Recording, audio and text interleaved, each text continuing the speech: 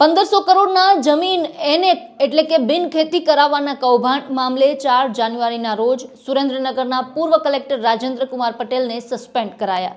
ત્યારે આ મામલે તપાસ કરવા એસીબી દ્વારા ડીવાયએસપી અને પીઆઈ સહિતના 6 અધિકારીઓની એસઆઈટીની રચના કરવામાં આવી છે. આ અગાઉ 2 જાન્યુઆરીની સવારે ઈડીએ સુરેન્દ્રનગર જિલ્લાના તત્કાલીન કલેક્ટર રાજેન્દ્ર કુમાર પટેલની તેમના બંગલામાંથી જ ધરપકડ કરી હતી.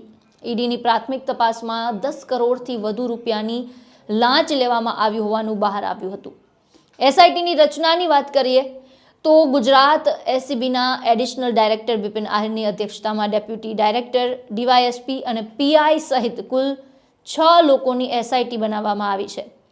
આરોપીઓ દ્વારા વસાવેલી અપ્રમાણસર મિલકત અને સુરેન્દ્રનગર એસીબી પોલીસ સ્ટેશનમાં નોંધાયેલા ગુના અંગેની ઝડપી તથા નિષ્પક્ષ તપાસ માટે આ એસઆઈટીની રચના ગુજરાત એસીબીના વડા પિયુષ પટેલ દ્વારા કરવામાં આવી છે. આપને જણાવી દઈએ કે આ કૌભાંડ મામલે 4 જાન્યુઆરીના રોજ સુરેન્દ્રનગરના પૂર્વ કલેક્ટર રાજેન્દ્ર કુમાર પટેલને સસ્પેન્ડ પણ કરાયા હતા. આમ રાજ્યમાં 4 વર્ષમાં ચોથા કલેક્ટર સસ્પેન્ડ કરવાની નોબત આવી છે. આ તમામ અધિકારીઓ જમીન કૌભાંડમાં સંડોવાયેલા હતા, જેમાં ડીએસ ગઢવી, આયુષ ઓક, કે રાજેશ તથા ડોક્ટર રાજેન્દ્ર મહેન્દ્ર પટેલનો સમાવેશ થાય છે. મહત્વનું છે, સુરેન્દ્રનગરના 1500 કરોડના કૌભાંડમાં ચંદ્રસિંહ મોરી, જયરાજસિંહ ઝાલા, મયુરસિંહ ડી ગોહિલે ઈડી સમક્ષ આખા કેસના વટાણા વેરી દેતા નિવેદન રેકોર્ડ કરાવ્યું હતું. આ નિવેદન મુજબ સિસ્ટમેટિક ચાલતા આ જમીન કૌભાંડમાં લાંચનો 50% જેટલો હિસ્સો કલેક્ટર રાજેન્દ્ર કુમાર પટેલને મળતો હતો, જ્યારે અન્ય અધિકારી એડિશનલ કલેક્ટર ઓઝાને 25% હિસ્સો મળતો હોવાનું વાત કરવામાં આવી રહી છે. માત્ર એટલું જ નહીં, આ ત્રણેય લોકોએ મુખ્ય સૂત્રધાર અને લાભકર્તા તરીકે કલેક્ટર રાજેન્દ્ર પટેલનું જ નામ લીધું હતું.